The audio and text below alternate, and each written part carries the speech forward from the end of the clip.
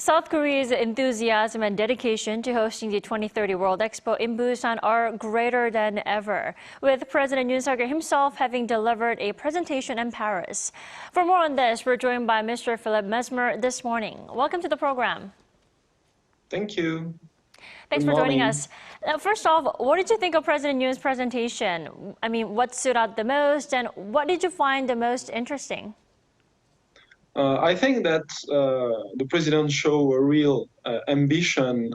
He wants to make it the best expo ever organized, which is quite huge ambition considering the fact that this expo have been organized since 150 years. But still, it's a good ambition. It's very positive in that way.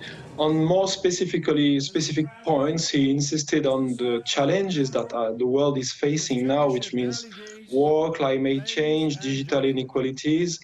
So he also emphasized the trade, free trade, and the importance of Busan, geographically speaking, which is the Eurasian gateway. That's what the word he used.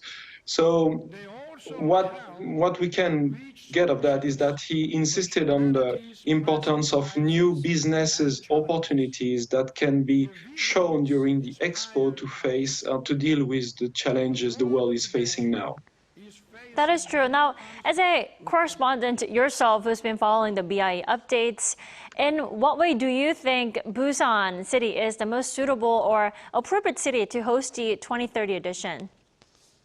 I think Busan is a big city. I mean, so there is no question that it can organize and welcome a big expo. There is no question for that.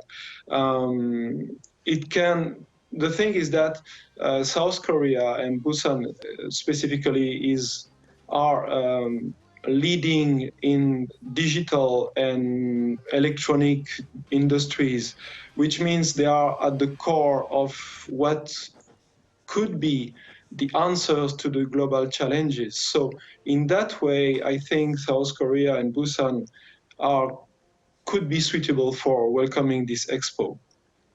Right, South Korea is indeed advantageous in terms of not only, like you mentioned, economy, but also digital sector as well. Yes.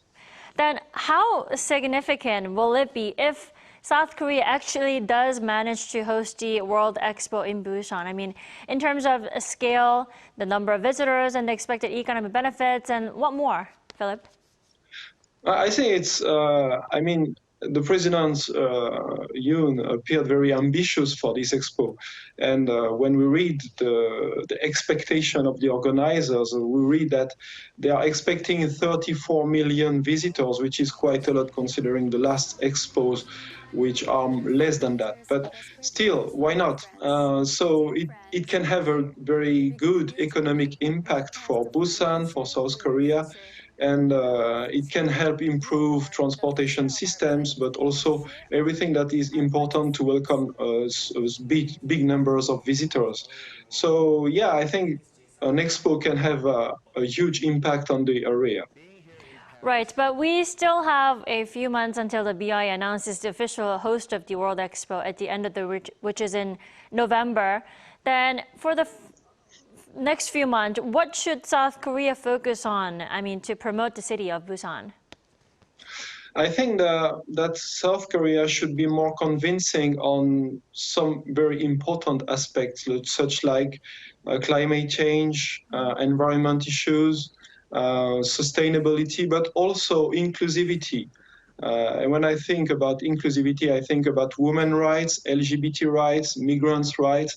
I think the Yoon government is not that convincing on that aspect. It didn't show any leading role in that different issues. South Korea is not a leading country on climate change and environmental issues, and also on women's rights. So I think to convince the BIA to give Busan the right to organize the expo, it has to be more convincing on that different aspects. Right, the Paris presentation on Tuesday maybe was the last presentation itself, but we do have a few more months to persuade and convince the BIA that Busan may be the perfect city to host the 2030 edition. Yes. All right, There are Philip, some thank you months so to much do for that. your insight this morning. Thank you very much.